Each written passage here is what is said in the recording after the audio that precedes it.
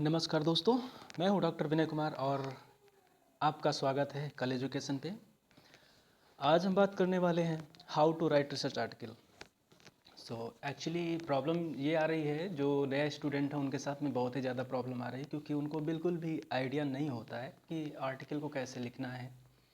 और लिखने के लिए काफ़ी ज़्यादा कंफ्यूज होते हैं, कैसे रीड करें। तो मतलब ये कैसे लिखना है, इसी चीज़ को सॉल्व करने के लिए मैं आज ये वीडियो बना रहा हूँ। और देखिए क्या है ना कि आपको वीडियो बहुत सारे मिल जाएंगे। आपको जाएंगे आप यूट्यूब वगैरह पे सर्च करेंगे तो बहुत सारे वीडियो आपको मिल जाएंगे जो कि इससे रिलेटेड हैं, ठीक है। लेकिन हम जो भी यहाँ पे बताने वाले हैं, जिन चीज़ों को भी डिस्कस करने वाले हैं, वो एक्चुअली प्रैक्टिकली होंगी, प्रैक्टिकल प्रॉब्लम होगी। जो चीज़ें मैंने फेस की और कैसे मैंने रिजॉल्व किया है उनको, और कैसे आप कर सकते हैं या फिर कौन कौन से स्टेप आपको फॉलो करने चाहिए जो जो कि एक अच्छे रिसर्च आर्टिकल लिखने के लिए पर्याप्त हो, ठीक है। तो बेसिकली इसी मोटो से मैं ये वीडियो बना रहा हूँ। सो फर्स्ट ऑफ ऑल, जब आप आर्टिकल लिखने जा रहे हैं तो लिखने से पहले आपको ये ज़रूर जानना होगा, सबसे बहुत ही इम्पॉर्टेंट है कि आर्टिकल को पढ़े कैसे, ठीक है। How to read an article. So जब हम रीड करने की बात करते हैं तो जो आर्टिकल रीड करने वाले होते हैं वो 3 टाइप के लोग होते हैं, ठीक है। अगर हम रीडर्स की बेसिस पे बात करें तो 3 टाइप के रीडर्स हो सकते हैं, ठीक है। अब देखिए रीडर्स कौन कौन से होंगे। एक तो यहाँ पे अब मैंने लिख रखा है रीड एज एन ऑथर, ठीक है। तो ऑथर्स की रीडिंग क्या होती है, उसके साथ साथ रिवर रीडिंग होती है, ठीक है। एक रिवर हो गया, एक ऑथर हो गया, और एक जनरल रीडर जो होता है उसकी रीडिंग की बात करते हैं, ठीक है। लाइक आपने मैं एक एक करके बताता हूँ। जैसे जनरल रीडर क्या होते हैं कि जैसे आपने कोई नावल पढ़ना है आपको, ठीक है। आपको वो नावल पढ़ना है तो आप क्या करेंगे, एक नावल आपने उठाई और उस नावल को आपने पढ़ना शुरू किया, और आपका फोकस या फिर आपका मोटो क्या होता है, कहानी को समझना, ठीक है। बाकी और चीज़ों पर ध्यान नहीं देना होता है कि क्या चीज़ें हैं क्या चीज़ें नहीं है, ठीक है। आपको कहानी को समझना होता है और कहानी को समझने के लिए पूरा प्रयास करते हैं उसमें। नेक्स्ट होता है रिवर रीडिंग। रिवर रीडिंग क्या होता है, उसे ये देखना होता है, उसमें ये ड्राबैक्स देखने होते हैं आपके रिसर्च आर्टिकल में कि क्या क्या ड्राबैक हो सकते हैं, ठीक है। कोई एक्सपेरिमेंटेशन में कोई प्रॉब्लम है, ठीक है, या फिर राइटिंग में कहीं पे कुछ प्रॉब्लम है, तो उस चीज़ को वो फोकस करता है, बाकी और चीज़ों को फोकस नहीं करता है, ठीक है। मेन मोटो उसका यही होता है कि उसको गलतियाँ क्या क्या है उसमें वो चीज़ देखता है। बट एक ऑथर जो होता है, ऑथर की जो रीडिंग होती है उसको क्या क्या चीज़ें ध्यान देनी होती हैं, आप यहाँ पे देख सकते हैं। सबसे पहले आप फर्स्ट आप देखेंगे, फर्स्ट पॉइंट आप देखेंगे, focus on word line and paragraph. Means word to word, line to line, paragraph to paragraph, हर चीज़ों को आपको फोकस करना होगा, हर चीज़ों को आपको एक एक करके देखना होगा। जब तक आप हर चीज़ों को एक एक देख करके नहीं करेंगे, तब तक आप जब लिखना शुरू करेंगे तो आप बहुत कन्फ्यूज रहेंगे, ठीक है। तो आप इस हिसाब से आप इसको रीड करना शुरू करिए कि जैसे आप पढ़ नहीं रहे हैं, आप लिख रहे हैं उसे। आप रीडिंग नहीं कर रहे हैं, राइटिंग कर रहे हैं। राइटिंग के पर्पज़ से आपको वहाँ पे पढ़ना होगा। यदि आप यदि आप जो है ऑथर बनना चाहते हैं या फिर ऑथर की तरफ मूव कर रहे हैं, लिखने की तरफ मूव कर, ऑथरशिप की तरफ मूव कर रहे हैं, तो ठीक है। नेक्स्ट क्या है, find out the connection between line to line, line to the next line, ठीक है। आप जब भी कभी आप कोई आर्टिकल रीड करेंगे या फिर कोई भी research article, review article read करेंगे, तो first line is connected with the second line, ठीक है। Second line is connected with the next line, and next line will be connected with the next line. Her line एक दूसरे से connection में होती है, ठीक है। और कंटेंट को कैसे रखा गया है, ठीक है।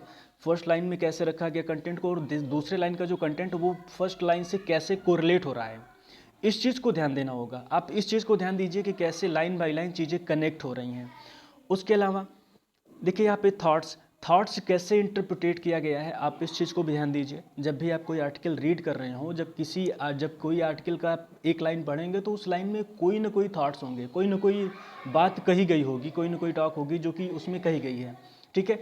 अब उसको कैसे इंटरप्रिटेट किया गया है आर्टिकल के हिसाब से या फिर टाइटल के हिसाब से, उस चीज़ को आपको फाइंड आउट करने की ज़रूरत होगी, आपको उस चीज़ को ध्यान देना होगा। और नेक्स्ट है आपका connection between one paragraph to next paragraph. अब यहाँ पे पैराग्राफ की बात है। जब आप देखेंगे जब कभी कोई रिसर्च आर्टिकल पढ़ना शुरू करेंगे आप, क्योंकि बेसिकली हम यहाँ पे रिसर्च आर्टिकल की ही बात कर रहे हैं, और क्योंकि रिव्यू आर्टिकल हो जाएगा तो वो थोड़ा सा डिफरेंट होगा रिसर्च आर्टिकल से, थोड़ा क्या वो काफ़ी डिफरेंट होगा रिसर्च आर्टिकल से। तो वहाँ पे जो हम रिव्यू आर्टिकल के लिए हम अलग से एक वीडियो बनाएंगे तो अच्छा रहेगा, क्योंकि अगर इसी में हो जाएगा तो हौच पौच बहुत ज़्यादा हो जाएगा। यहाँ पे दूसरी चीज़ आपको ध्यान देना होगा, पैराग्राफ टू पैराग्राफ। जब कभी आप कोई एक पैराग्राफ पढ़ेंगे और उसके बाद दूसरा पैराग्राफ पढ़ेंगे तो वो किसी न किसी तरीके से कनेक्टेड होते हैं। आप एक रिसर्च आर्टिकल उठाइए, आप उस रिसर्च आर्टिकल को उठाएंगे और उसके बाद देखेंगे तो वहाँ पे जो फर्स्ट पैराग्राफ होगा, जो बातें वो कह रहा होगा, उसी पैराग्राफ से रिलेटेड सेकेंड बात होगी, ठीक है। और हाँ, जो पैराग्राफ होता है वो किसी एक ही मुद्दे पर होना चाहिए, एक ही मैटर उसमें डिस्कस किया जाना चाहिए, कई सारे मैटर एक साथ उसमें नहीं लाने चाहिए। अगर कई सारे मैटर एक साथ लेके आएंगे तो उस पैराग्राफ की जो क्वालिटी होगी वो गड़बड़ हो सकती है, ठीक है। और क्वालिटी गड़बड़ हो जाएगी तो रीडरशिप जो अट्रैक्शन होता है, रीडर्स को अट्रैक्ट करने का वे होता है, आप उसको अट्रैक्ट नहीं कर पाएंगे, ठीक है। आर्टिकल में आप जो भी लिखना चाहते हैं तो रीडर को अट्रैक्ट करना कि वो कंटेंट से जुड़ा रहे, तो उसको अट्रैक्ट करने के अगर आप उसमें कई सारी चीज़ें कर देंगे तो फिर बहुत ज़्यादा गड़बड़ हो जाएगा, बहुत ज़्यादा हौच पौच होगा, और उसके बाद फिर रीडर्स के साथ में प्रॉब्लम ये होगी कि वो क्लियर नहीं हो पाएगा आप कहना क्या चाहते हैं। एंड नेक्स्ट है, find out the relation between title and content. आपको ये बहुत ही बेसिक चीज़ है, बहुत ही बेसिक चीज़ है, आपको इस चीज़ को बहुत ही बेसिक तरीके से ध्यान देना होगा कि कंटेंट जो होगा, आप जब भी आप देखेंगे कोई आर्टिकल पब्लिश होगा तो आर्टिकल का जो कंटेंट होगा वो टाइटल से कोरिलेट करता होगा, टाइटल से कोरिलेटेड होगा, कनेक्टेड रहेगा। ऐसा नहीं होगा कि आर्टिकल में जो आर्टिकल का टाइटल है वो पता चल रहा है कि स्पेस साइंस से रिलेटेड है, और उसके बाद कंटेंट वो जो है आपका इन्वायरमेंट में जुड़ा हुआ है या फिर बायोटेक्नोलॉजी से जुड़ा हुआ है। ऐसा नहीं होगा, स्पेस साइंस से ही जुड़ा होगा कंटेंट। आप स्पेस साइंस में ब्रॉडर एरिया का एग्जांपल दे रहा हूँ, ठीक है। आप उसको और भी थोड़ा सा मैग्नीफाई कर सकते हैं कि बहुत ही स्पेसिफिक होगा जो कंटेंट, अब मतलब जो आपका टाइटल है उस टाइटल से रिलेटेड ही वो कंटेंट होगा। ऐसा नहीं होगा कि वो बहुत ज़्यादा डेविएट कर जाए, क्योंकि अगर डेविएट होगा तो आपका जो मोटो या फिर ऑथर का जो मोटो होता है लिखने का, वो चेंज हो जाएगा, ठीक है। फिर वहाँ पे वो क्लियर नहीं हो पाएगा, फिर ऑथर क्लियर नहीं हो पाएगा कि हमें यहाँ पे क्या पढ़ना है और क्या लिखा हुआ है। नेक्स्ट है, find out the relation between heads and sub heads and their respect to content, ठीक है। तो heads means heading and sub heads means sub headings, ठीक है। हेडिंग्स एंड सब हेडिंग्स ऐसे पड़ी होती है, ठीक है। आप एक हेडिंग उसके अंदर 4-5 सब हेडिंग्स बनाए, उसके बाद फिर उसमें और भी उसके सब हेडिंग्स बना दिए, तो ऐसे करके कंटेंट आप बनाते हैं, ठीक है। तो आप जब कंटेंट को रीड करेंगे तो आप देखेंगे, आप ध्यान देंगे वहाँ पे, तो जो भी कंटेंट होगा उसका जो हेडिंग्स होंगी, हेडिंग्स के अंदर जो सब हेडिंग्स हैं वो बिल्कुल डिफरेंट होंगे, वो बिल्कुल मैच करते हुए होंगे। ऐसा नहीं होगा कि मतलब आप किसी और फील्ड में चले जाएं, ठीक है।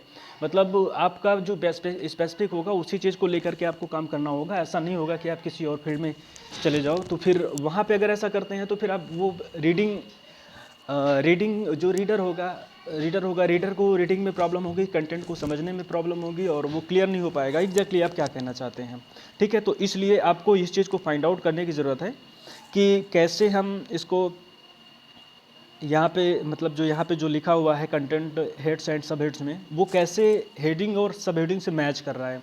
मीन्स जितनी हेडिंग्स होगी वो जो सब हेडिंग होगी वो हेडिंग से मैच करते होंगे, और उनका जो कंटेंट होगा वो सब हेडिंग से मैच कर रहे होंगे, ठीक है। बहुत डेविएशन नहीं होगा उनमें, ठीक है। अगर डेविएशन हो जाएगा तो कंटेंट का जो मेन फोकस है, जो प्रायोरिटी होती है वो कंटेंट की, वो खत्म हो जाएगी। एंड नेक्स्ट है, keep in mind what, how, why, where has been provided. Means article में आप जब भी देखोगे तो कौन सी चीज़ कहाँ पे क्यों कैसे कहाँ रखी गई है, उसका आप उसको दिमाग में अपने माइंड में इस चीज़ को रखना है कि लाइक क्या कंटेंट है, कैसे उसको इंटरप्रेट किया गया है, क्यों किया गया है, इस चीज़ का रीज़न भी ढूंढना है, और कहाँ पे किया गया है, ठीक है। लाइक अब वो पार्ट है तो अगर रिजल्ट डिस्कशन में है तो वो रिजल्ट डिस्कशन में ही क्यों होगा, या फिर वो इंट्रोडक्शन में रख दिया गया तो इंट्रोडक्शन में क्यों होगा, ठीक है। आपका चेंज होना चाहिए, ठीक है। इंट्रोडक्शन का पार्ट रिजल्ट डिस्कशन में हो सकता है, रिजल्ट डिस्कशन का पार्ट इंट्रोडक्शन में हो सकता है, लेकिन ऐसा करते नहीं है। क्यों नहीं करते हैं? क्योंकि हमको जो भी आर्टिकल आपका या फिर जो भी सेक्शन होगा, सेक्शन स्पेसिफिक होते हैं, और वो सेक्शन स्पेसिफिक है तो उन पे कंटेंट भी जो होगा उसी की स्पेशलाइजेशन में होगा। अगर आप कंटेंट डिस्कशन का कंटेंट आप यहाँ पे रख देंगे और यहाँ का कंटेंट आप डिस्कशन में लेकर के जाएंगे तो वो मैच ही नहीं करेगा वहाँ पे, ठीक है। तो इस चीज़ को ध्यान देना है कि क्या, कैसे, क्यों और कहाँ पर रखा गया है, कहाँ पर प्रोवाइडेड है, इस चीज़ को बहुत ही ध्यान देना होगा। सो ये बेसिक पॉइंट है जो कि आप जब भी आर्टिकल रीड कर रहे हो तो रीड करते समय आप इन चीज़ों को ध्यान देना होगा। ठीक है, अगर आप इन चीज़ों को ध्यान नहीं देते हैं, इन चीज़ों को आप ध्यान नहीं देंगे, तब फिर आपको मे बी आप सही तरीके से आर्टिकल को रीड नहीं कर पाएँ और उसके बाद फिर लिखते समय जब आप लिख रहे होंगे तो वहाँ पे आपको बहुत ज़्यादा प्रॉब्लम होगी। ठीक है, तो अब यहाँ सेक्शन वाइज देख लेते हैं कि कौन कौन सी चीज़ें कैसे कैसे रखी गई हैं। सेक्शन वाइज मीन्स इंट्रोडक्शन या फिर अब्स्ट्रैक्ट में कौन सी चीज़ें कैसे रखी गई हैं और कैसे कैसे उनको पढ़ना होगा, वो चीज़ को भी हम ध्यान दे लेते हैं। ठीक है, सो ये है अब्स्ट्रैक्ट। अब देखिए अब्स्ट्रैक्ट में क्या क्या हमको देखने की ज़रूरत होती है। Find out that how the abstract has been initiated, means लिखना कैसे स्टार्ट किया गया है। ठीक है, किसी भी आर्टिकल के अब्स्ट्रैक्ट जो आप रीड करेंगे तो अब्स्ट्रैक्ट की स्टार्ट कैसे की गई है, जब भी आप कभी ध्यान देंगे तो आप देखेंगे कि जो फर्स्ट लाइन होती है अब्स्ट्रैक्ट की, वो मोस्ट ऑफ द टाइम उसके बैकग्राउंड को रिप्रेजेंट करती होती है। ठीक है, जो आर्टिकल का जो कंटेंट है, कंटेंट का जो बैकग्राउंड होता है, मीन्स जो आपकी प्रॉब्लम है, प्रॉब्लम का बैकग्राउंड जो होता है, उस बैकग्राउंड को रिप्रेजेंट करता होता है। First two means 1 to 2 line जो होगी वो बैकग्राउंड को रिप्रेजेंट कर रही होगी। उसके बाद फिर क्या होगा, find out that what types of fact have been presented and in what manner. ठीक है, तो फैक्ट, अब जैसे अब्स्ट्रैक्ट की बात करेंगे तो वो कई सारी चीज़ें इंक्लूड करता है, जैसे ऑब्जेक्टिव्स। ठीक है, ऑब्जेक्टिव के बाद आता है आपका मेथड्स मीन्स मेथडोलॉजी, और उसके बाद रिजल्ट्स एंड सिग्निफिकेंस। तो ये चार चीज़ों को हमारा अब्स्ट्रैक्ट रिप्रेजेंट करता है। ठीक है, तो ये चारों चीज़ें किस तरीके से रखी गई हैं, इस चीज़ को आपको ध्यान देना होगा। अब मेथोलॉजी का मतलब ये नहीं है कि आप पूरा मेथड एंड मटेरियल सेक्शन जो कि 4-5 पेज में होता है वो उठा के अब्स्ट्रैक्ट में देखेंगे, देखना चाहेंगे, नहीं। वहाँ पे 2-3 लाइनों में उसको बहुत ही शॉर्टली लिखा गया होगा कि कैसे कौन कौन सी मेथोलॉजी यूज की गई हैं, जिसके बेसिस पे ये आर्टिकल जिस जो कि यहाँ पे ये अब्स्ट्रैक्ट आपका रिप्रेजेंट कर रहा है। ठीक है, और लास्ट में how the abstract has been ended, means end आपको देखना है कि कैसे एंड किया गया। जब भी आप देखेंगे अब्स्ट्रैक्ट को ध्यान देंगे तो आप देखेंगे कि वहाँ पे सिग्निफिकेंस को दिखाते हुए जाया जाता है। ठीक है, वहाँ पे एंड करते समय हम 1 या 2 लाइन में अपने वर्क की जो सिग्निफिकेंस होती है उस सिग्निफिकेंस को रिप्रेजेंट करते हैं वहाँ पे। ठीक है, जब हम सिग्निफिकेंस को दिखाते हैं तब जाकर के क्लियर होता है कि लाइक हम जो काम करना चाहते हैं तो उसका क्या सिग्निफिकेंस है, या फिर सोसाइटी में क्या सिग्निफिकेंस है, या फिर फंडामेंटल साइंस में, या फिर जहाँ भी उसका सिग्निफिकेंस है उस चीज़ को शो अप करते हुए जाते हैं। तो इस चीज़ को फाइंड आउट करना जरूरी है, कंटेंट से कोरिलेट करवाना जरूरी है। जब आप इसको समझ जाएंगे तो आप लिखते समय आपको ये बहुत ईजी हो जाएगा कि अब अब्स्ट्रैक्ट कैसे लिखना है। ठीक है, नेक्स्ट इंट्रोडक्शन। सो अब यहाँ पे देखिए फर्स्ट है find out that what types of fact and data have been presented and it has been connected with the title of the article. अब फैक्ट्स क्या क्या चीज़ें हैं, कौन कौन से फैक्ट्स हैं जो कि आपके इंट्रोडक्शन में प्रोवाइड किए गए हैं। लाइक आप कोई प्रॉब्लम चूज करोगे तो वहाँ पे पुरानी चीज़ों मतलब जो भी अब तक काम हो चुका है या फिर जो प्रॉब्लम से रिलेटेड जो भी बातें अब तक रिवील की गई हैं, कहीं पब्लिश्ड है, तो आप उन चीज़ों को यहाँ पे इंटरप्रेट करेंगे। ठीक है, तो आप उस आर्टिकल के हिसाब से देखेंगे, उस टाइटल के हिसाब से देखेंगे, उस टाइटल के हिसाब से कि उस इंट्रोडक्शन सेक्शन में कौन कौन से फैक्ट दिए गए हैं। ठीक है, और उसके अलावा find out which type of information has been provided.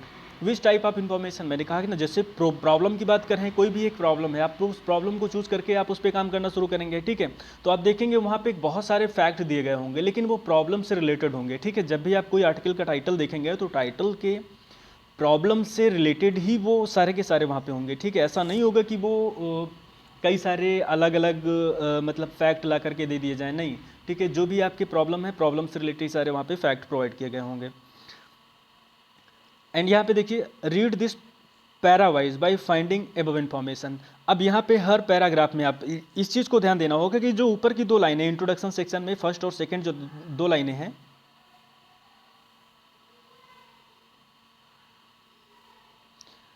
ये जो दोनों लाइनें हैं, अब इन चीज़ों को हमको देखना है कि पैराग्राफ वाइज। ठीक है, देखिए रीड दिस पैराग्राफ वाइज।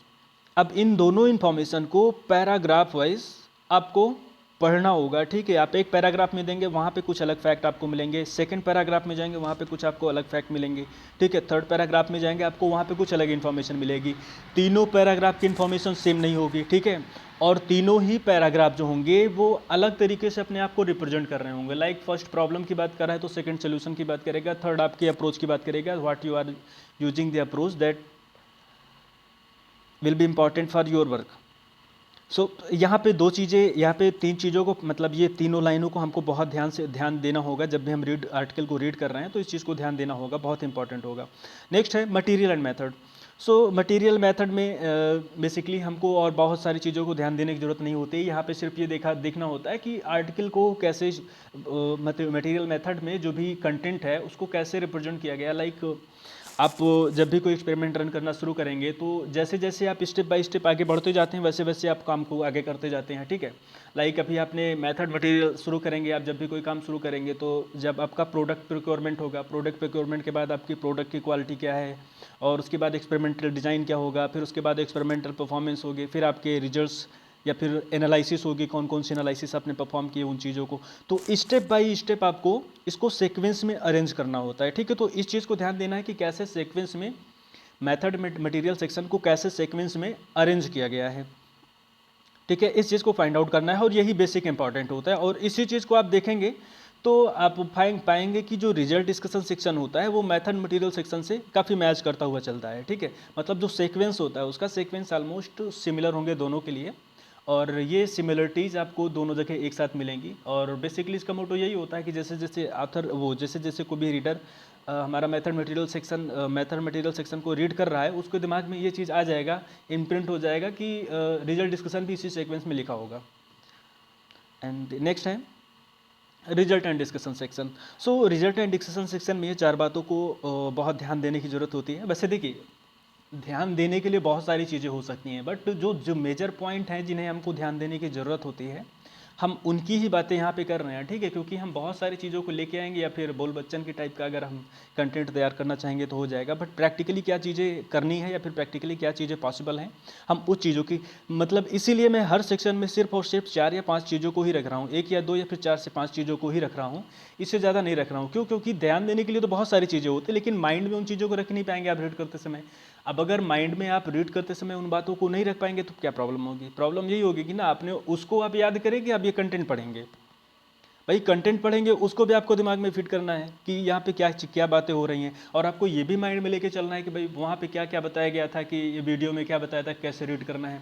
तो अब अगर हर चीज़ों को दिमाग में लेकर के चलना शुरू करेंगे तो पॉसिबल नहीं हो पाएगा। इसीलिए हर सेक्शन में 4 से 5 बातों को ही रख रहे हैं, 4 से 5 बातों पर ध्यान देंगे तो आपके लिए रीडिंग ईजी हो जाएगी, और उसके बाद जब आप राइटिंग करना शुरू करेंगे तो राइटिंग भी आपके लिए ईजी हो जाएगी। यहाँ पे क्या है, find out the structuring of result and discussion section. जैसे मैंने भी पहले बताया कि मटेरियल एंड मेथड सेक्शन से ही result and discussion section match करता होता है, ठीक है। तो मैच करता होता है इन केस ऑफ सीक्वेंस, ठीक है। लाइक आपने एक्सपेरिमेंटल डिजाइन किया तो एक्सपेरिमेंटल डिजाइन आप उसमें दिखाएंगे कि एक्सपेरिमेंटल डिजाइन क्या क्या हुई है, ठीक है। अब इस चीज़ को आप यहाँ पे देखेंगे रिजल्ट एंड डिस्कशन में।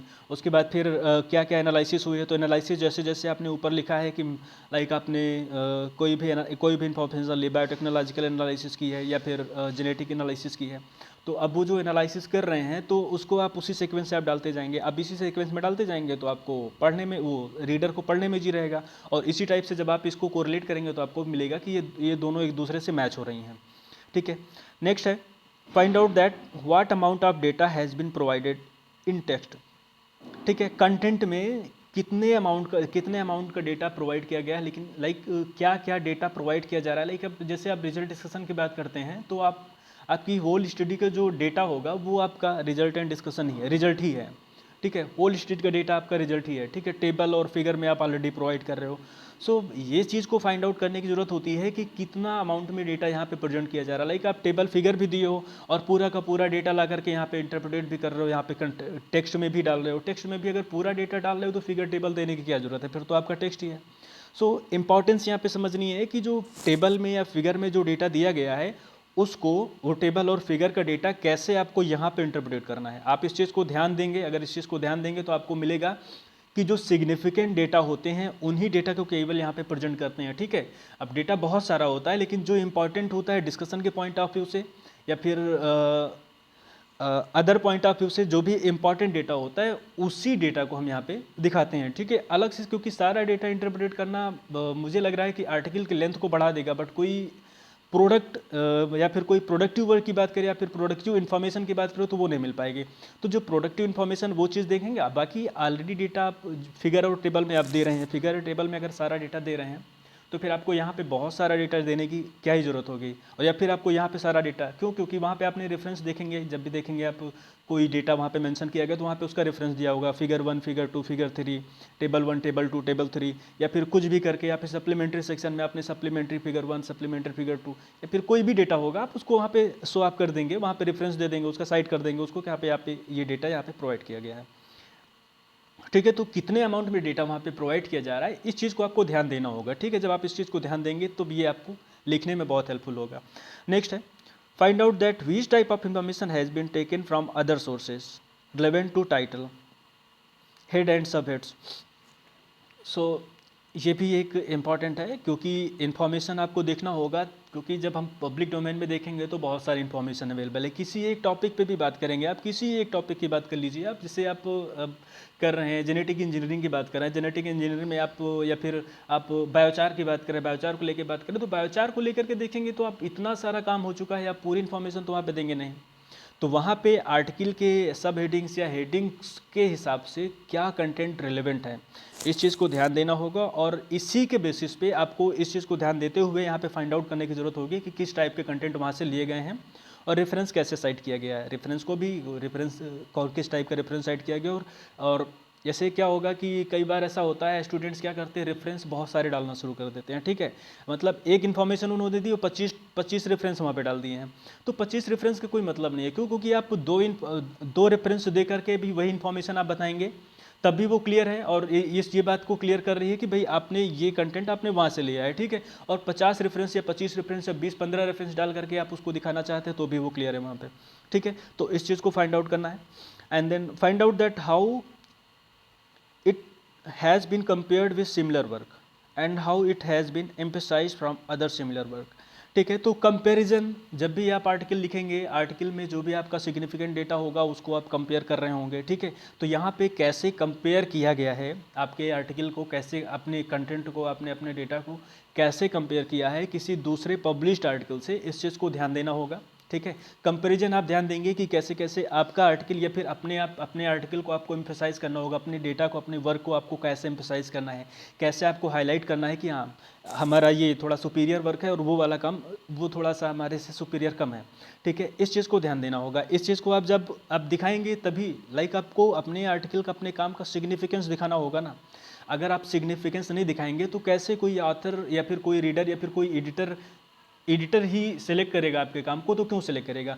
आपके पास खाने में आपके पास बहुत सारे आइटम्स हैं। ठीक है, अब आप किसी को भी सेलेक्ट करेंगे तो उसका रीज़न होगा ना कि आप क्यों सेलेक्ट कर रहे हैं। ठीक है, मान लीजिए आपने ब्रेड ही ले रखा है। ठीक है, अब यहाँ पे ब्रेड की बात करेंगे तो जैसे मार्केट में देखेंगे 2-3 टाइप के ब्राउन ब्रेड आ रहा है, 2-3 टाइप के ब्रेड आ रहे हैं, जैसे ब्राउन ब्रेड हो गया, व्हाइट ब्रेड हो गया। ठीक है, अब ब्राउन ब्रेड में क्या होता है, प्रोटीन कंटेंट ज़्यादा होता है। ठीक है, तो आप क्या हम सेलेक्ट करेंगे, प्रोटीन कंटेंट वाले को सेलेक्ट करेंगे। क्यों? क्योंकि हमको प्रोटीन और उसकी ज़रूरत होती है।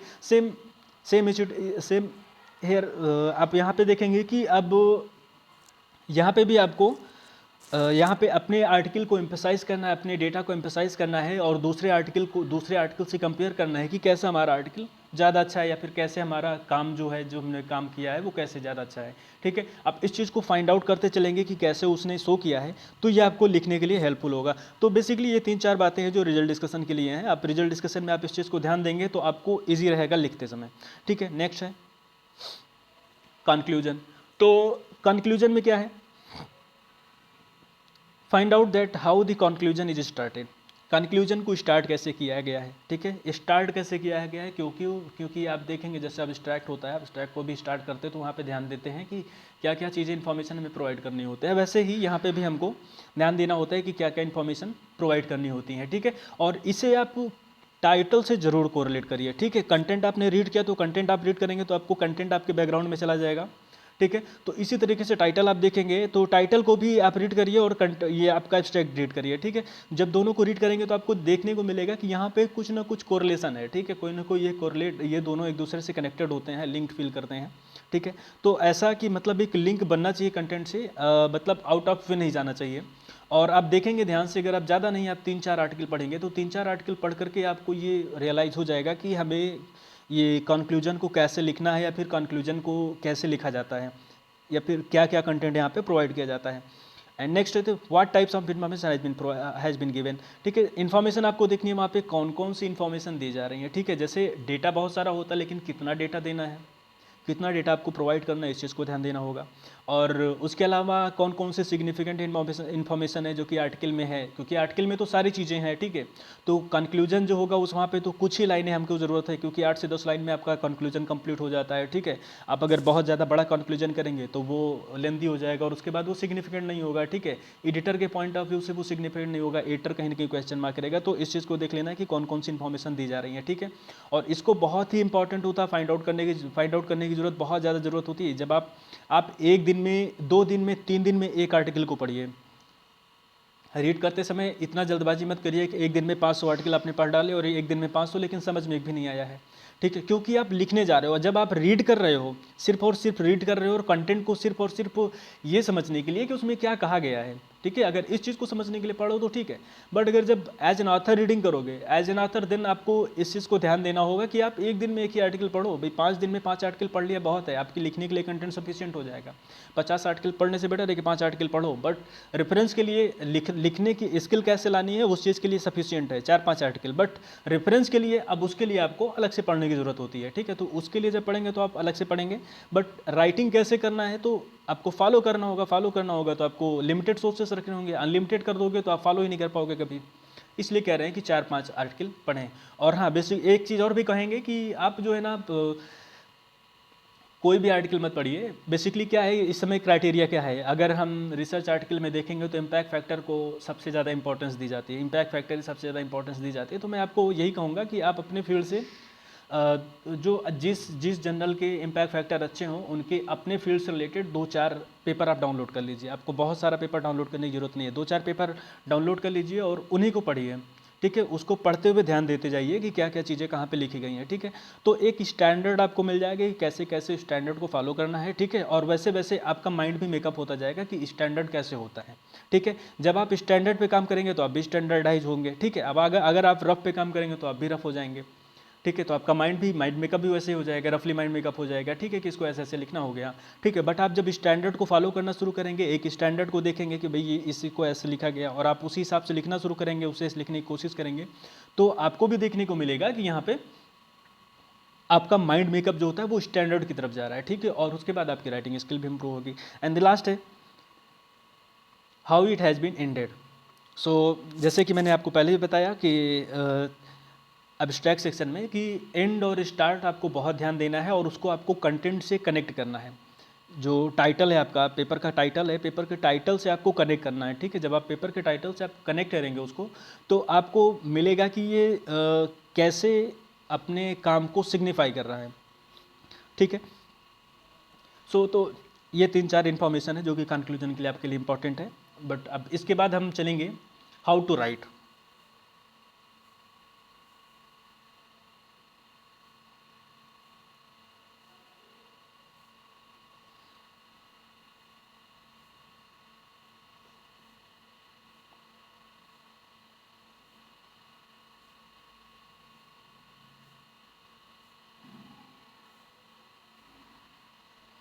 सो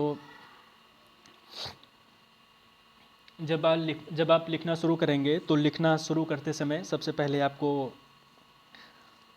क्या क्या करना है इस चीज़ को आप ध्यान देते जाइएगा। अब इस चीज़ को ध्यान देते जाएंगे, उसके बाद फिर सारी चीज़ें मिल जाएंगी। अब इसमें भी 7-8 पॉइंट हैं। अब इन 7-8 पॉइंट्स को आप ध्यान से देख लेंगे तो मुझे लग रहा है कि आपको काफ़ी ज़्यादा हेल्प मिल जाएगी लिखने में। शायद मतलब आप इस वीडियो को देखेंगे और इस वीडियो को देखने के बाद आपको ये ज़रूर रियलाइज़ होगा कि आप जब एकदम रा फॉर्म में थे और उसके बाद जब आपने ये वीडियो देख लिया तो उसके पास आपको बहुत सी अंडरस्टैंडिंग हो जाएगी आर्टिकल को लिखने के पर्सपेक्टिव में।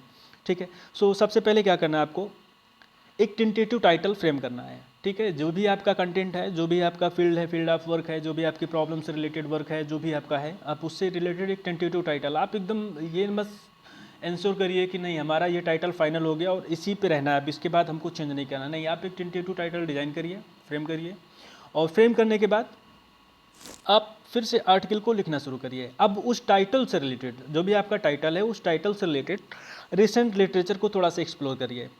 ठीक है, रिसेंट लिटरेचर को एक्सप्लोर करिए तो थोड़ा सा आपको आइडियाज़ मिल जाएंगे कि किस किस टाइप के कंटेंट आपको प्रोवाइड करने होते हैं या फिर रिसेंट में क्या चीज़ें ट्रेंड में चल रही हैं, ठीक है। अब जैसे 50s की बात करें, 1951 या फिर 1950s की, 60s की, 70s की बात करें तो वहाँ का ट्रेडिशन कुछ और था, बट आज का ट्रेडिशन कुछ और है। बहुत ज़्यादा गैप हो चुका है, ठीक है। अब 2000 के पास, वो 2000 के पास जाएंगे तो वहाँ पे जो कंटेंट आपको मिलेगा और 2010 के पास में जो कंटेंट मिलेगा, 2020 के पास जो कंटेंट मिलेगा, उन सब में बहुत ज़्यादा अंतर देखने को मिलेगा, ठीक है। तो रिसेंट, इसीलिए मैं कह रहा हूँ कि यहाँ पे रिसेंट लिटरेचर को एक्सप्लोर करने की ज़रूरत होती है। रिसेंट लिटरेचर को एक्सप्लोर करिए अपने रिसर्च फील्ड से रिलेटेड, जो भी आपने टाइटल डाल रखा है, ठीक है। और आप उसको डाउनलोड कर लीजिए, डाउनलोड करने के बाद पढ़ना शुरू करिए, ठीक है। अब उसके बाद सेकेंड स्टेप आपका ये होगा कि स्ट्रक्चर योर रिसर्च और रिव्यू आर्टिकल, ठीक है। आप क्या करेंगे, आप अपने आर्टिकल को स्ट्रक्चराइज कर लीजिए, ठीक है। आप फ्रेम कर लीजिए कौन कौन से हेड्स रहेंगे, सब हेड्स रहेंगे, इस चीज़ को आप देख लीजिए, ठीक है। आप जैसे रिसर्च आर्टिकल की बात करेंगे तो रिसर्च आर्टिकल में बहुत ही जनरल होता है, बहुत ही सिंपल चीज़ होती है। सिंपल चीज़ ये है, मतलब कहने का मतलब ये है कि आपके आर्टिकल जो है 4 से 5 सेक्शन में डिवाइडेड होता है। पहला अब्स्ट्रैक्ट होगा, नेक्स्ट क्या होगा, इंट्रोडक्शन, उसके बाद मेथड मटेरियल, फिर एक्सपेरिमेंटेशन। दो नाम से चलता है, मेथड मटेरियल और एक्सपेरिमेंटेशन, ठीक है। दो नाम से मोस्ट ऑफ द टाइम यही दो नाम होते, हो सकता है कुछ जनरल की अपनी गाइडलाइन हो तो उसके हिसाब से वो अपना चेंज कर लें, बट मोस्ट बेसिकली यही होता है, ठीक है। एंड थर्ड क्या होगा, रिजल्ट डिस्कशन। मेथड मटेरियल के बाद रिजल्ट डिस्कशन, या फिर रिजल्ट एंड डिस्कशन। रिजल्ट अलग होगा, डिस्कशन अलग होगा, या फिर एक साथ होगा रिजल्ट एंड डिस्कशन। सो ये होगा। और उसके बाद फिर नेक्स्ट है कंक्लूजन, आप कंक्लूजन पे जाएंगे। तो इंट्रोडक्शन में तो हमको कोई हेड सब हेड्स की ज़रूरत होती नहीं है, लेकिन अब जब हम मेथड मटेरियल में जाएंगे तो मेथड मटेरियल हमको सब हेड्स बनाने होते हैं, ठीक है। तो वहाँ पे आप जैसे जैसे आप काम करना शुरू किए, एक्सपेरिमेंटल डिजाइन हो गया या फिर एनालिसिस हो गया, तो एक एक करके आप उसको सीक्वेंस में आप डाल दीजिए, ठीक है। जैसे जैसे आप फर्स्ट कौन सी चीज़ कर रहे हैं, सेकंड कौन सी चीज़ कर रहे हैं, थर्ड कौन सी चीज़ कर रहे हैं, एक आपका सीक्वेंस बन जाना चाहिए, ठीक है। जैसे जैसे आप काम कर रहे हो उस हिसाब से सीक्वेंस बनाते जाइए, ठीक है। उसके बाद फिर रिजल्ट डिस्कशन में जाएंगे, वहाँ पे भी आपको सीक्वेंस बना लेना है, ठीक है। कोई पैरामीटर है या पैरामीटर अफेक्ट कर रहा है, पीएच, टेम्परेचर, टाइम, या फिर डोजेज वगैरह हो गया, या फिर आप किसी और अदर एक्सपेरिमेंट में बायोटेक्नोलॉजी से रिलेटेड है, बायोटेक्नोलॉजी का जो भी आपका पैरामीटर होते हैं आप उनको देखते चले जाइए, ठीक है। कौन कौन सी चीज़ें कैसे कैसे कर रहे हैं बायोटेक्नोलॉजी, या फिर आपका फिजिको केमिकल पैरामीटर हो गया, या फिर और अदर कोई कंटेंट है, तो इसको आप सीक्वेंस में डालते चले जाइए। एंड अब देखिए यहाँ पे जो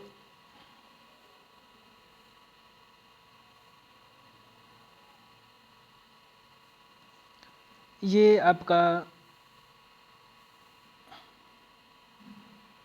फोर्थ है, फोर्थ लाइन जो है, आप इसको बहुत ध्यान दीजिएगा कि आप राइटिंग स्टार्ट करिए, ठीक है। राइटिंग स्टार्ट करिए तो आप ये मत शुरू करिए कि मुझे शुरू से लिखना है, नहीं, पहले मैं एब्स्ट्रैक्ट लिखूंगा, फिर इंट्रोडक्शन लिखूंगा, फिर रिजल्ट डिस्कशन लिखूंगा, फिर कंक्लूजन लिखूंगा। आप ऐसे करेंगे तो ये थोड़ा सा हमारे लिए प्रॉब्लमेटिक होगा। प्रॉब्लमेटिक किस लिए होगा कि जब आप लिखना शुरू करते हैं तो लिखते समय आप ध्यान देंगे कि कभी कभी कई पार्ट होते हैं जो कि समझ में नहीं आते हैं, उनको लिखना कैसे होता है। या फिर कई बार ऐसा होता है कि हमारा मेंटल स्टेटस जो होता है वो उस कंडीशन में नहीं होता है कि हर कंटेंट को समझ पाए, मेंटल स्टेटस ऐसा बिल्कुल नहीं होता है, ठीक है। तो उस टाइम पे हमें ध्यान देने की ज़रूरत होती है कि हम डायरेक्टली शुरू से मत लिखना शुरू करें, बल्कि हमें जो पार्ट लग रहा है कि इजी है ये, ठीक है, जो आपके बहुत ही फ्रेंडली पार्ट है, ठीक है, आप उस पे जाइए। जैसे सबसे ज़्यादा इजी पार्ट की बात करें लिखने में, तो हमारा इजी पार्ट होता है वो रिजल्ट्स लिखना। जब आप लिखना शुरू करेंगे तो सबसे पहले आप पाएंगे कि रिजल्ट्स आपका लिखना ज़्यादा इजी होता है। क्यों? क्योंकि वहाँ पे डेटा आपका लिखा हुआ है, उसी को इंटरप्रेट करते जाना है, ठीक है। और उसके बाद फिर मेथड मटेरियल की बात कर लीजिए, या फिर मेथड मटेरियल और रिजल्ट ऑलमोस्ट इक्वल ही होंगे, ठीक है, क्योंकि मेथड मटेरियल आपका ऑलरेडी लिखा हुआ है कहीं पे, आप उसको आपको लिखना होता है, उसके हिसाब से लिखना होता है। लाइक आपका इस चीज़ को ध्यान देना होता है कि वहाँ पे फ्लैग ना हो, क्योंकि सेम एज इट इज़ अगर कॉपी कर देंगे तो फ्लैग आएगा, ठीक है। और एक दिमाग में क्योंकि प्रॉब्लम एक बार एक चीज़ और भी आती है मेथड मटेरियल सेक्शन में, कि कई बार ऐसा होता है स्टूडेंट को कन्फ्यूजन होती है कि मेथड मटेरियल तो ऑलरेडी वही चीज़ लिखना है, तो अगर हम उसको वही रिपीट कर देंगे तो फिर कॉपीराइट हो जाएगा, तो उसको क्या करें। या फिर करना चाहिए कि नहीं करना चाहिए। नहीं करना चाहिए आपको, उसको मॉडिफाई करना है। अगर आप वही लिख देंगे तो कॉपीराइट में आ जाएगा, कॉपीराइट के क्लेम में आप चले जाएंगे, या फिर आपका आर्टिकल पब्लिश ही नहीं होगा, एडिटर आपका सेलेक्ट ही नहीं करेगा। क्यों? क्योंकि जब भी एडिटर के पास कोई आर्टिकल जाता है तो सबसे पहले उसका फ्लैग चेक किया जाता है। आप फ्लैग चेक करने के बाद ही आपका आर्टिकल रिव्यू के लिए भेजा जाता है, तो इस चीज़ को ध्यान देना होगा। ठीक है, तो यहाँ पे क्या करेंगे आप, ईजीएस्ट पार्ट जो होगा आप वहाँ से लिखना शुरू करेंगे, और इससे दो फायदे होंगे। एक तो कॉन्फिडेंस डेवलप होगा कि हम इतने भी नालायक नहीं हैं कि हम लिख नहीं सकते हैं। ठीक है, आपने कोई भी पार्ट चूज़ किया, जो पार्ट आपको समझ में आ रहा है आप उस पार्ट को आपने चूज़ कर लिया और इसे यहाँ से लिखना शुरू कर दें। ठीक है, आप जब वो पार्ट लिखेंगे तो कॉन्फिडेंस थोड़ा सा इंप्रूव होगा, आपका कॉन्फिडेंस बूस्ट होगा। ठीक है, क्यों? क्योंकि आपने कुछ कंटेंट लिखा। जब आपने कुछ कंटेंट लिखा तो आपको ये रियलाइज होगा देन कि आपके पास कैपेसिटी है, आप पोटेंशियल है आपके पास, और आप लिखना शुरू करेंगे तो कर सकते हैं आप। ठीक है, ऐसा नहीं होगा कि नहीं कर सकते हैं। ठीक है, सो आपकी पोटेंशियलिटी प्रूव होगी यहाँ से। और दूसरा, बर्डन रिड्यूस होगा। जो पार्ट आप लिख लेंगे, लाइक आपके पास अभी क्या कितने सेक्शन थे, अभी आपके 4 सेक्शन थे, लिखे। ठीक है, आपने कंक्लूजन लिख लिया, या फिर कंक्लूजन तो मैं कहूँगा लास्ट में लिखिए, और एब्स्ट्रैक्ट को भी लास्ट में लिखिए। ये दोनों पार्ट बाद में लिखेंगे तो ज़्यादा बेटर होगा। ठीक है, और इंट्रोडक्शन और ये भी लिखते जाइए। ठीक है, तो जितना लाइक मेथड मटेरियल का एक सेक्शन आपने लिख दिया, मेथड मटेरियल का कोई भी एक पार्ट अगर आपने लिख लिया है तो उतना तो आपको काम नहीं करना पड़ेगा ना। अभी आपको कितना 15 पेज कंटेंट तैयार करना था, लेकिन अभी क्या है 14 पेज का ही कंटेंट तैयार करना है। तो लाइक आपके पास बर्डन भी रिड्यूस हुआ और कॉन्फिडेंस भी बिल्डअप हुआ। तो कॉन्फिडेंस इंक्रीज हो रहा है और बर्डन रिड्यूस हो जा रहा है, तो क्या हो गया, आपके पोटेंशियल जो होगी वो आपकी इंप्रूव होगी। सो मैं आपको सजेस्ट करूंगा कि आपका जो ईजीएस्ट पार्ट है वहाँ से आप लिखना शुरू करें। एंड नेक्स्ट है, follow the similar quality research article. Quality research article, अब यहाँ पे क्वालिटी टर्म का मतलब इतना ही है मैं कहूँगा, क्योंकि अभी बेसिक जो क्राइटेरिया अगर हम क्वालिटी की बात करते हैं तो लोग सिर्फ और सिर्फ इम्पैक्ट फैक्टर को ही इम्पॉर्टेंस देते हैं। ठीक है, अब अगर इम्पैक्ट फैक्टर को इम्पॉर्टेंस देते हैं तो क्योंकि हमको भी अभी फॉलो ही करना है चीज़ों को। ठीक है, अब जब कभी आप अच्छे साइंटिस्ट या फिर अच्छे ऑथर बन जाइएगा तो अपने हिसाब से जो भी अपनी सोच है, जो भी अपने थॉट्स हैं, आप उसको लिख करके कहीं भी एक्सप्रेस करिएगा। बट अभी क्या है, आप लर्निंग में हैं, लर्निंग फेज में है, तो क्या करेंगे आप, जो भी स्टैंडर्ड चल रहे हैं आप स्टैंडर्ड को फॉलो करिए, आप इधर उधर डेविएट मत होइए। ठीक है, सो अभी क्या करें, आप अपने फील्ड से, जो भी आपका फील्ड है आप उस फील्ड से देखें, 2-4 पेपर डाउनलोड करें अच्छे जर्नल के। ठीक है, अच्छे जर्नल का सेंस अभी यहाँ पे सिर्फ इतना कहूँगा मैं। देखिए, अच्छे का मतलब बहुत कुछ होता है। ठीक है, यहाँ पे सिर्फ और सिर्फ इम्पैक्ट फैक्टर कोई क्राइटेरिया नहीं है अच्छा साबित करने के लिए। यहाँ पे मैं इसलिए बार बार ये बोल रहा हूँ कि आप सीधे इम्पैक्ट फैक्टर आपके दिमाग में ना स्ट्राइक करें। ठीक है, तो आप अच्छे मतलब हाई इम्पैक्ट फैक्टर वाले 2-4 पेपर डाउनलोड कर दीजिए, 7-8 के आसपास, 10 के आसपास से 1-2-4 पेपर डाउनलोड करिए और आप उनको फॉलो करते जाइएगा। ठीक है, सो आपको यहाँ पे क्या मिलेगा, एक स्टैंडर्डाइज प्रोटोकॉल मिल जाएगा, आप एक स्टैंडर्डाइज वर्क मिल जाएगा, और उसी के बेसिस पे आप लिखना शुरू करेंगे तो आप भी थोड़ा सा स्टैंडर्ड की तरफ मूव करते रहेंगे। ठीक है, ये करिएगा। और उसके बाद लैंग्वेज के लिए जो पब्लिश लिटरेचर है, जैसे भी मैंने बताया कि आप डाउनलोड कर लीजिए किसी अच्छे इम्पैक्ट फैक्टर का जर्नल, तो उसकी लैंग्वेज को भी कोशिश करिए कि उसकी लैंग्वेज को भी फॉलो करिए, उसके कंटेंट को भी फॉलो करिए। ठीक है, आप फॉलो करने का मतलब ये नहीं कि उसी को कॉपी पेस्ट कर लीजिए, कॉपी पेस्ट कर लेंगे तो फिर से आपकी प्रॉब्लम वही होगी। ठीक है, कौन सी, उसी टाइम वाली जो कि प्लैग में आपको ले जाएगी। ठीक है, प्लैग हो जाएगा तो उसके बाद फिर आपके लिए प्रॉब्लम हो जाएगी, फिर आप कुछ नहीं कर पाएंगे। ठीक है, तो ये दिक्कत हो जाएगी। और उसके अलावा प्लानिंग करिए। ठीक है, प्लानिंग आप बहुत ही ज़रूरी है। ठीक है, प्लानिंग ऐसे एटलीस्ट इतनी प्लानिंग कर लीजिए कि आप डे वाइज आप बना लीजिए कि भाई ये सेक्शन आज मुझे कंप्लीट कर देना है। ठीक है, आप डे वाइज करेंगे तो मुझे लग रहा है कि आप ये जो आर्टिकल रिसर्च पेपर वगैरह लिखना है, जब फर्स्ट टाइप लिखना शुरू करेंगे तो हो सकता है 2-3 महीने का टाइम ले ले। बट मुझे लग रहा है कि जब आप 4-5 आर्टिकल लिख चुके होंगे तो उसके बाद मुझे लग रहा है कि आप 10 से 15 दिन में आप आर्टिकल लिख लेंगे, अगर आपके पास स्किल आ जाएगी लिखने के लिए। आप इन चीज़ों को, जो चीज़ मैंने बताई है यहाँ पे, अगर इन चीज़ों को फॉलो कर लेंगे तो मुझे लग रहा है कि आप 10-15 दिन में एक आर्टिकल को लिखने के 10-15 दिन आपके लिए काफ़ी होगा। ठीक है, 10-15 दिन में आर्टिकल का आपका कंटेंट पूरा रेडी है, डेटा आपका पूरा रेडी है, प्रिपेयर्ड है, देन 10 से 15 दिन लगेगा, 10 से 15 दिन के अंदर अंदर आपका आर्टिकल रेडी हो जाएगा। ठीक है, तो आप डे वाइज प्लान कर लीजिए कि भाई आज मुझे ये सेक्शन कंप्लीट करना है। ठीक है, मेथड मटेरियल में आपने इंस्ट्रूमेंटेशन इंस्ट्रूमेंटेशन की बात की तो इंस्ट्रूमेंटेशन में जो भी इंस्ट्रूमेंट है, आपने कोई एक इंस्ट्रूमेंट लिया, 2 इंस्ट्रूमेंट लिया, 3 इंस्ट्रूमेंट लिया, जितने भी हैं, तो 2-2 करके डिवाइड कर लीजिए कि 2 इंस्ट्रूमेंट आज लिखने हैं, 2 इंस्ट्रूमेंट कल लिखने हैं, 2 इंस्ट्रूमेंट परसों लिखने हैं। ठीक है, ऐसे करेंगे तो आपका बर्डन भी रिड्यूस होता जाएगा, आपके पोटेंशियल भी बिल्डअप हो जाएगी और आपके दिमाग पे बर्डन बहुत ज़्यादा नहीं पड़ेगा। ठीक है, दिमाग पे बर्डन, दिमाग पे प्रेशर आने का मतलब ये होता है कि जब आप इकट्ठे बोलते नहीं आपको 2 दिन के अंदर ये काम करके देना है, 2 दिन के अंदर कैसे करेंगे। सो अभी क्या करिए, आप पहले ही मेक श्योर हो जाइए कि हमें इतना प्लान कर लेना है और इस हिसाब से इस आर्टिकल को लिखना है, कंप्लीट करना है। ठीक है, सो ये जो कि है, जो कि मतलब आपको ध्यान देने की ज़रूरत है। आप लिखते समय आपको ये ध्यान देने की ज़रूरत ही होगी, लिखते समय आप इन चीज़ों को ध्यान देना। अगर आप इन चीज़ों को ध्यान नहीं देंगे तो आप फिर कहीं ना कहीं आप माइंड आपका क्लियर नहीं हो पाएगा एग्जैक्टली आपको करना क्या है, कैसे करना है, आप बहुत कंफ्यूज रहेंगे। ठीक है, अब हम चलते हैं एक एक पार्ट पे लाइक इंट्रोडक्शन, मेथड, मटेरियल, कैसे कैसे क्या क्या कहाँ पे कैसे करना है। ठीक है, अब उनकी बात करते हैं। ठीक है, सो तो अब्स्ट्रैक्ट की बात करेंगे। सबसे पहले अब्स्ट्रैक्ट तो वर्ड लिमिट आप देखेंगे, किसी भी जनरल की गाइडलाइन उठाएंगे तो उसमें आप देखेंगे कि ऑलमोस्ट 150 टू 300 वर्ड्स की गाइडलाइन होती है। 150 टू 300, कभी किसी में 150, किसी में 200, किसी में 300, किसी में 250 वर्ड्स होने चाहिए अब्स्ट्रैक्ट में, इससे ज़्यादा नहीं होने चाहिए। क्यों? क्योंकि बहुत लेंदी करने का मतलब कोई वो नहीं है। ठीक है, अब्स्ट्रैक्ट आपका एक कुल मिला करके एक ये कह सकते हैं आपकी एक नोट है, नोट टाइप का है कि वो नोट जो है आप रिप्रेजेंट करते हैं कि आपके आर्टिकल में क्या क्या चीज़ें इन्फॉर्मेशन मिलेंगी या फिर क्या काम किया गया है और कैसे कैसे इन्फॉर्मेशन है, क्या सिग्निफिकेंस उसका, ये सारी चीज़ें। ठीक है, सो यहाँ पे हम शुरू करेंगे। अब देखिए, अब यहाँ पे कैसे कैसे स्ट्रक्चर करना है ये चीज़ ध्यान दे लीजिए।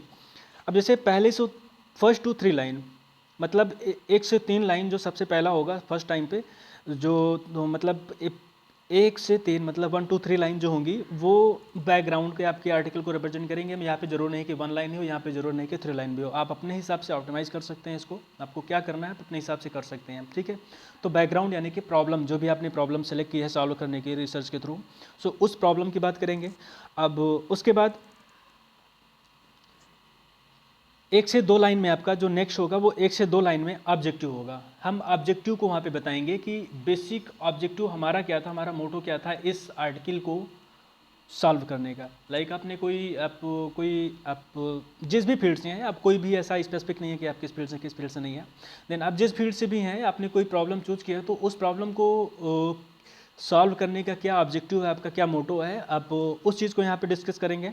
उसके बाद मैथोलॉजी, 1 से 2 लाइन में, बहुत ज़्यादा 3 लाइन, 2 से 3 लाइन तक में आपको मैथोलॉजी के यहाँ पे बता देना है कि आपने क्या मैथोलॉजी फॉलो की है इस एक्सपेरिमेंट को कंडक्ट करने में। एंड एक्सपेरिमेंट के बाद फिर आपका रिजल्ट एंड आउटकम की बात करेंगे। यहाँ पे 3 से 4 लाइन में, 4 लाइन 5 लाइन तक कर सकते हैं आप, 4 से 5 लाइन तक में कि आपका रिजल्ट क्या क्या मेजर रिजल्ट्स क्या क्या रहे हैं, उस चीज़ को आपको विद डेटा आपको प्रोवाइड करना होगा। यहाँ पे विद डेटा लाइक आपने परसेंटेज में दिखाया या फिर कोई और आपने मेथड चूज़ किया दिखाने के लिए, सो उस चीज़ को यहाँ पे आप दिखाते जाइएगा। या फिर कंपैरेटिव मेथड आपको यूज़ कर रहे हैं तो आप वहाँ पे इसको दिखा दीजिए, ये रिजल्ट एंड आउटकम डालेंगे। और उसके बाद जो लास्ट की 1 से 2 लाइन रहेंगी वो आपके सिग्निफिकेंस को, आपके वर्क के सिग्निफिकेंस को दिखाएंगे। सो बेसिकली हमारे आप जो अब्स्ट्रैक्ट होता है, अब्स्ट्रैक्ट में 4 चीज़ें होती हैं। हमारा ऑब्जेक्टिव होगा, ठीक है। सो फर्स्ट ऑफ ऑल तो आप बैकग्राउंड डाल दीजिए 1 से 2 लाइन, उसके बाद फिर सेकेंड ऑब्जेक्टिव है, थर्ड पे मैथोलॉजी है, और फोर्थ पे रिजल्ट है, और फिफ्थ हमारा जो हो जाएगा सिग्निफिकेंस हो जाएगा। सो ये आपके लिए एक इन्फॉर्मेशन है। यहाँ पे एक ये कल सर्विसेज है जो कि आपको प्रोवाइड करती है राइटिंग स्किल, राइटिंग के लिए आपको कंटेंट राइटिंग आप करवाना चाहते हैं, एडिटिंग वगैरह करवाना चाहते हैं, या फिर कुछ और करवाना चाहते हैं, तो आप यहाँ से जो यहाँ पे मेल दिख रहा है, आप इस मेल पर कांटेक्ट कर सकते हैं और इस मेल के थ्रू आपको जो भी जानकारी लेना चाहते हैं, चार्जेस वगैरह से रिलेटेड इन्फॉर्मेशन, वो आप यहाँ से ले सकते हैं। और यहाँ पे सबसे बड़ी बात ये है कि आपको 30% का डिस्काउंट अभी यहाँ पे 2 जनवरी तक आपको 30% का डिस्काउंट मिल सकता है आपको किसी भी सर्विसेज को चूज़ करने पर। ठीक है, आप इनमें से कोई भी सर्विसेज आप लेना चाहते हैं तो आपको यहाँ पे 30% का डिस्काउंट मिलेगा। और आप या फिर आपका कोई दोस्त या फिर कोई भी आपसे रिलेटेड जो भी रिसर्च वगैरह में इंटरेस्टेड है या फिर रिसर्च के फील्ड में है और उसके पास टाइम नहीं है, मैनेज नहीं कर पा रहा है, या फिर किसी और कारणवश, तो अगर उसको इसकी नीड है, हेल्प की नीड है, तो वो प्लीज़ इस ईमेल के थ्रू कांटेक्ट करें और उसके बाद उसको जो भी सर्विसेज होंगे, जो भी चार्जेस होंगे आपको बता दिए जाएंगे। और उसके बाद नेक्स्ट है इंट्रोडक्शन।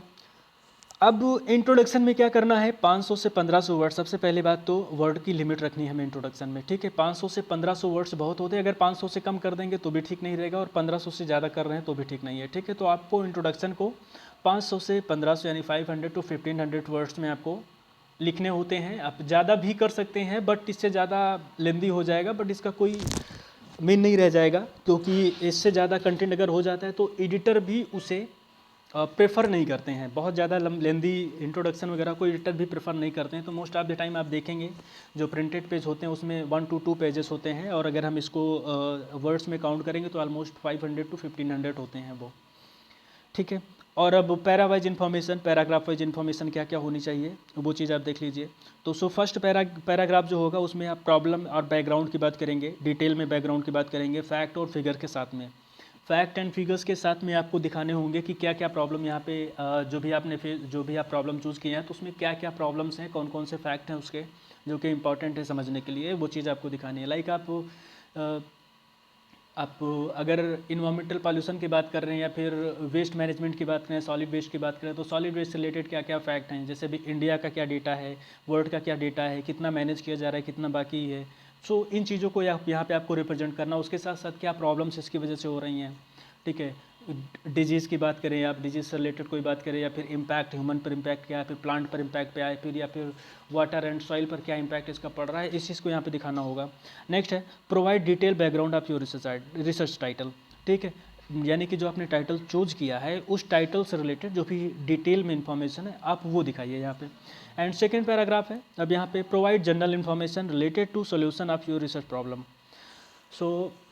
आप जो भी रिसर्च प्रॉब्लम आपने चूज़ की है उसके रिलेटेड जो भी जनरल सॉल्यूशंस दिए जा चुके हैं, ठीक है, ऑलरेडी जो पब्लिक डोमेन में अवेलेबल हैं आप उनकी बात करिए, ठीक है। अब जैसे यहाँ पे एक फॉर एग्जांपल मैंने दे रखा है यहाँ पे, जैसे pesticide degradation in soil. Pesticide degradation से रिलेटेड अभी कई सारी इन्फॉर्मेशन आपको मिल जाएगी, ठीक है। कोई इलेक्ट्रोकेमिकल मेथड यूज़ कर रहा है, कोई केमिकल मेथड यूज़ कर रहा है, कोई इलेक्ट्रिक मेथड यूज़ कर रहा है, कोई बायोलॉजिकल मेथड यूज़ कर रहा है, तो कैसे कैसे ट्रीटमेंट किए जा रहे हैं। अब इन चीज़ों को आपको यहाँ पर डिटेल में इसमें आपको एक पैराग्राफ में थोड़ा सा डिस्कस कर लेना है, बहुत डिटेल में नहीं लेकिन जनरली आपको डिस्कस करना है, क्योंकि डिटेल आपको उस पर जाना है जो आपका मेन गोल है, ठीक है। जो आपका मेन अप्रोच है आपको उस पर डिटेल इन्फॉर्मेशन देनी होगी। ये आपको थर्ड पैराग्राफ में करना है। लाइक आप थर्ड पैराग्राफ में देखिए, आप यहाँ पे दे रखा है कि provide review on your specific approach. जो भी आपने अप्रोच चूज़ किया है उस प्रॉब्लम को सॉल्व करने के लिए आपको उसको ध्यान देना होगा और उससे रिलेटेड आपको एक रिव्यू प्रोवाइड करना है। अब रिव्यू में आपको ये नहीं आपको टेबल या फिगर बना करके रेयर ही दिया जाता है, दे सकते हैं आप इंट्रोडक्शन में भी टेबल फिगर, बट ऐसा रेयर ही करते हैं, रेयरली ही ऐसा देखने को मिलता है इंट्रोडक्शन में आपको टेबल या फिगर दी जा रही है। तो यहाँ पे क्या करना होता है कि आप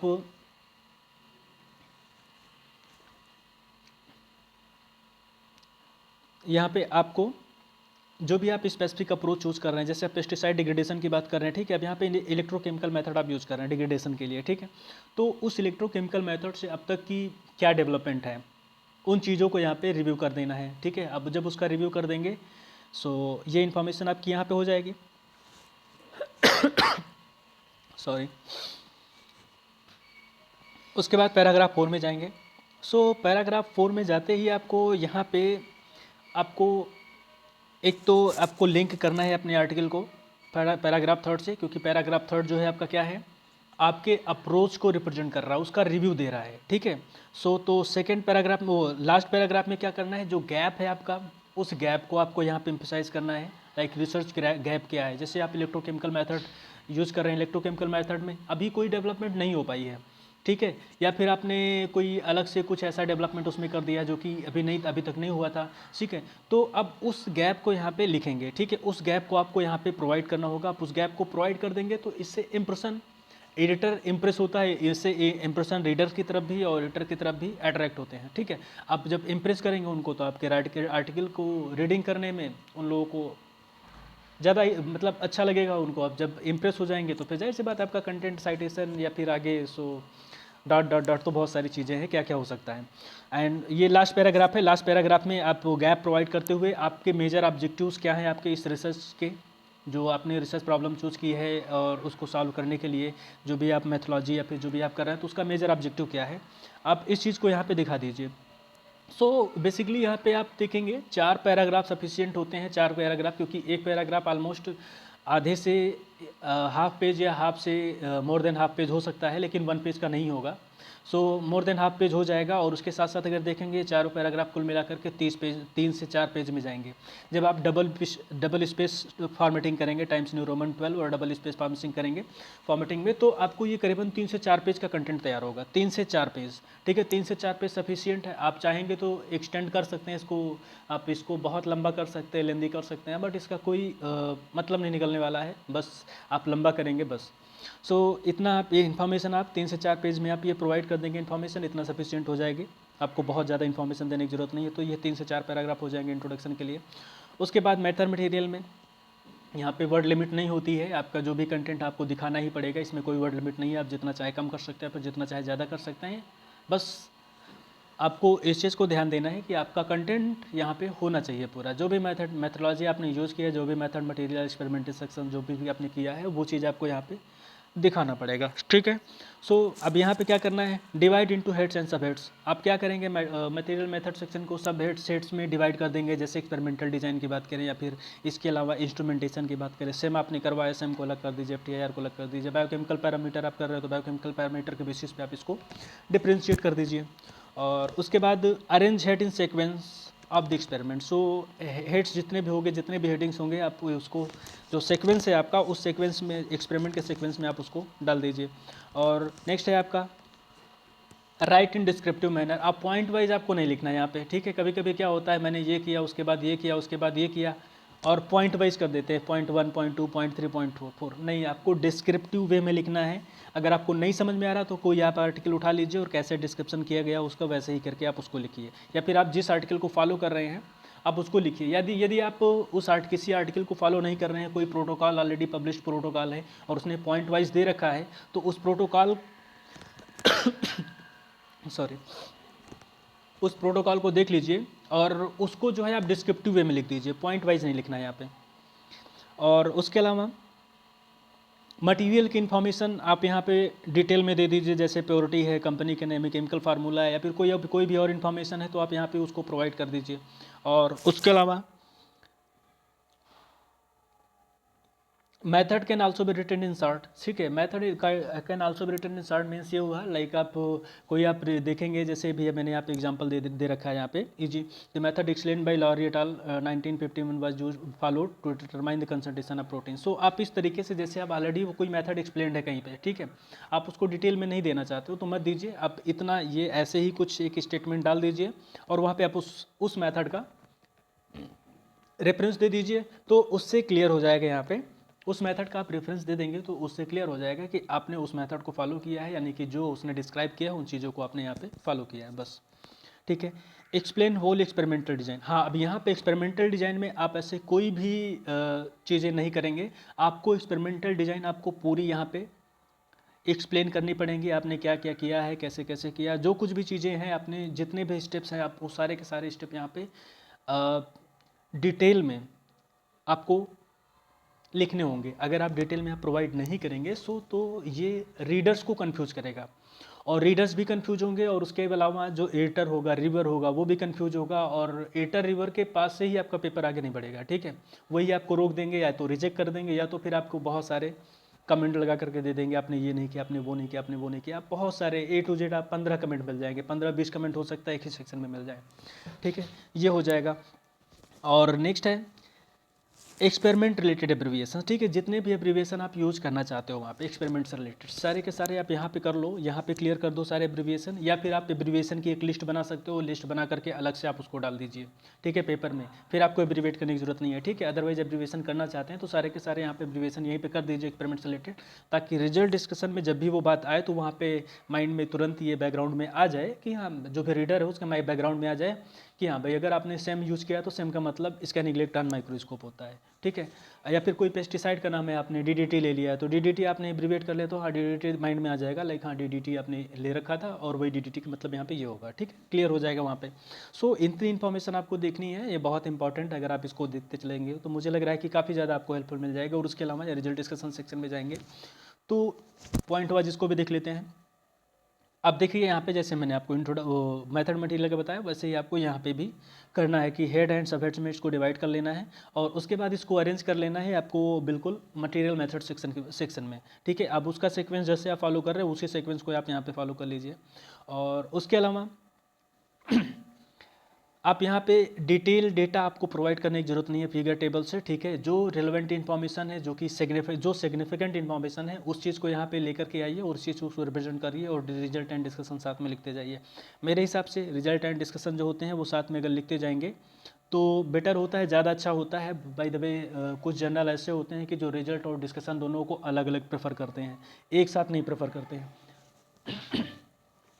अब अरे एक साथ अगर वो नहीं प्रेफर करते हैं सो तो आपको अलग अलग करना होगा, but most of the time जितने भी जर्नल आपको मिलेंगे वो सारे के सारे रिजल्ट्स एंड डिस्कशन सेक्शन दोनों को एक साथ प्रेफर करते हैं और अलग अलग करने की ज़रूरत नहीं होती है, ठीक है। और उसके साथ साथ जो भी आप कोई डेटा आप अपने फिगर्स या टेबल से आप यहाँ पे एक्सट्रैक्ट करके, फिगर टेबल से एक्सट्रैक्ट करके आप टेक्स्ट में दे रहे हो तो वहाँ पे उसका साइटेशन देते जाइए, ठीक है। लाइक फिगर 10 से आपने कोई डेटा लिया तो आप फिगर 10 का प्रेफरेंस वहाँ पे दे दीजिए, फिगर 20 से आपने लिया तो फिगर 20 का प्रेफरेंस दे दीजिए, ठीक है। और कोशिश करिए कि जो फिगर आपने पहले मेंशन कर रखा है कहीं पे, ठीक है, लाइक आपने साइड किया फिगर 1 तो फिगर 1 का सीक्वेंसिंग जो करिएगा आर्टिकल में, जैसे फिगर 1 आपने पहले साइड किया है तो नाम भी उसका फिगर 1 जो नंबरिंग उसकी करिएगा तो फिगर 1 ही करिएगा वहाँ पे, ठीक है। सबसे पहले फिगर 1 आया, फिगर 2 आया, फिगर 3 आया, ठीक है।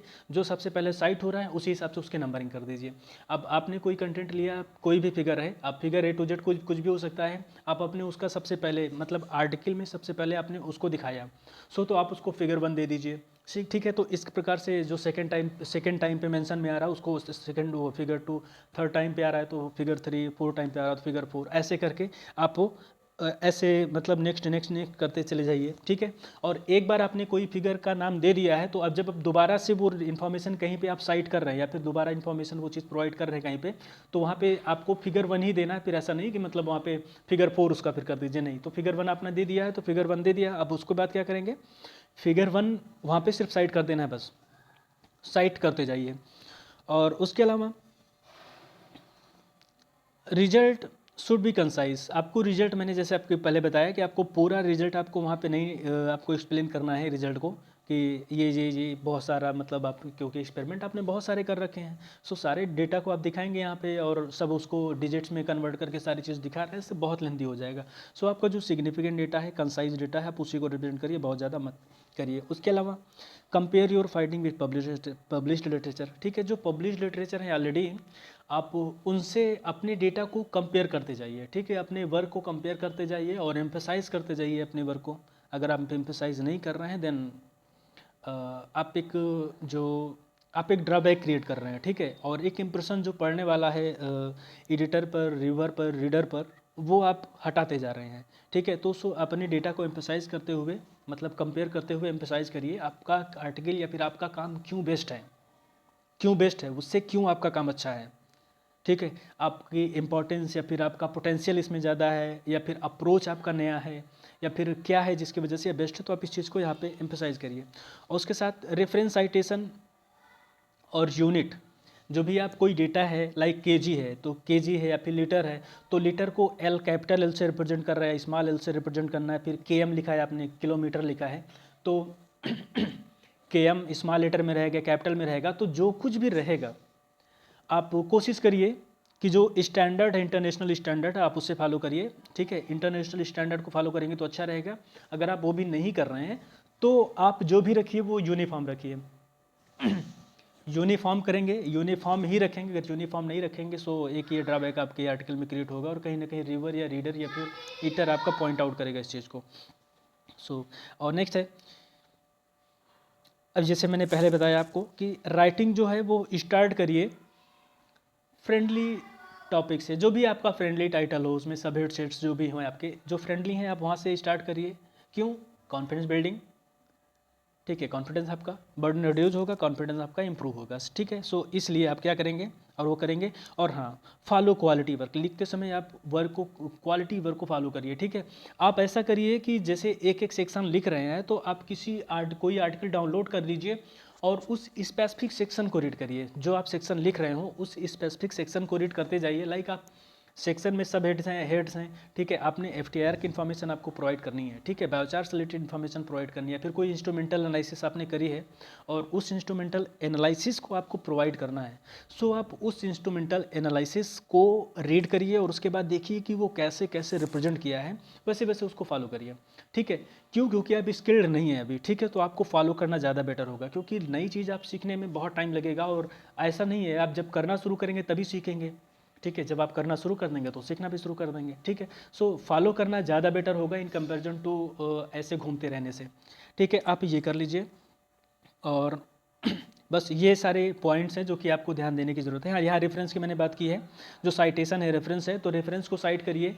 आप यहाँ पे डाल रहे हैं, जैसे आप मान ली XYZ एट ऑल और उसके बाद डॉट लगा के ईयर डाल रहे हैं तो ठीक है, या फिर डॉट के बाद कॉमा लगा के ईयर डाल रहे हैं तो ठीक है, ठीक है। तो जो भी आप कर रहे हैं आप उसको एक साइटेशन का जो वे होगा आपका, जो भी आप साइट कर रहे हैं आर्टिकल को, तो एक यूनिफॉर्म हो। ऐसा नहीं हो कि कहीं आपने एट ऑल के बाद डॉट लगा के कॉमा लगा दिए है और उसके बाद आपने ईयर दे दिया, और कहीं पे आप एट ऑल लिख रहे हैं उसके बाद डॉट लगा दिए और उसके बाद सीधे ईयर दे दिए, कॉमा नहीं लगा रहे हैं। सो यूनिफॉर्म रहेगा, सो ज़्यादा बेटर रहेगा और अच्छा रहेगा। And now conclusion. अब कंक्लूजन क्या है ना, 300 to 600 वर्ड सफिशिएंट होते हैं। मुझे लग रहा है 300 वर्ड से भी कम होने चाहिए, लेकिन फिर भी मतलब 200 to 600 वर्ड्स तक जा सकते हैं कंक्लूजन को लेकर के। और उसके अलावा यहाँ पे जो बेसिक स्ट्रक्चर होगा वो इस टाइप से होगा कि 1 से 3 लाइन जो होगी आपकी वो रिसर्च प्रॉब्लम से रिलेटेड होगी, और 4 to 6 लाइन होगी जिसमें आपको फाइंडिंग सारी डिस्कस करनी है जो भी आपने पाया हुआ है। और उसके बाद फिर लास्ट की जो होंगी 1 to 3 लाइन जो होंगी आपके सिग्निफिकेंस से रिलेटेड होंगी। और उसके बाद फिर 2 to 3 लाइन जो होंगी सबसे लास्ट में, आप उसमें आपको जो है रिकमेंडेशन देना है, जो भी आपने काम किया, जो भी फाइंडिंग है। सो आगे क्या रिकमेंड करना चाहेंगे आगे के बारे में, आपने काम को रिकमेंड कर रहे हैं तो काम को रिकमेंड करते समय क्या रिकमेंड करना चाहेंगे, उस चीज़ को भी आप यहाँ पे मेंशन करते जाइए। सिग्निफिकेंस के बाद में रिकमेंडेशन देना होता है, इस चीज़ को ध्यान दीजिएगा, ठीक है। रिकमेंडेशन ज़रूरी होता है क्योंकि जैसे आपने काम किया है तो आपका काम कहाँ पे काम आएगा, जो भी आपने वर्क किया है, जो भी आपने अप्रोच चूज़ किया है तो वो कहाँ पे यूज होगा, इस चीज़ को ध्यान देना होगा। सो यही है, इतना ही कुछ है, आप इस चीज़ को ध्यान देंगे। सो मुझे लग रहा है कि आपको बहुत ज़्यादा हेल्प मिलेगी। आप एक रॉ पर्सन से आप कहीं ज़्यादा अच्छे होंगे, एक रॉ मटेरियल, लाइक अभी आपको कुछ भी नहीं बताया तो अननोन होने से मुझे लग रहा है कि आपको कहीं ज़्यादा, आपको इसमें आप जब इस वीडियो देखोगे तो आपको आपने पाया होगा कि ये आपके काम का है और आपके लिए यूज़फुल होगा। होप कि आपके लिए यूज़फुल हो। बाकी अगर आपके पास से कोई भी कमेंट आते हैं या फिर इससे रिलेटेड, या फिर आपको अगर कुछ और भी ऐसे रिसर्च से रिलेटेड कुछ प्रॉब्लम्स आप जो कि आप फेस कर रहे हैं और आपको नहीं समझ में आ रहा है, तो आप कमेंट सेक्शन में बताइएगा। और कमेंट सेक्शन में और इस वीडियो के रिलेवेंस भी बताइए कि आपके लिए क्या इंपॉर्टेंस है, आपको कितनी हेल्प मिली है, कमेंट सेक्शन में ज़रूर बताइएगा। और वीडियो को लाइक करिए, और आपके दोस्त हैं कोई भी जो कि सफ़र कर रहे हो इन सब प्रॉब्लम से, तो उनको आप शेयर करिए। और प्लीज़ चैनल को सब्सक्राइब करिए, और थैंक यू सो मच।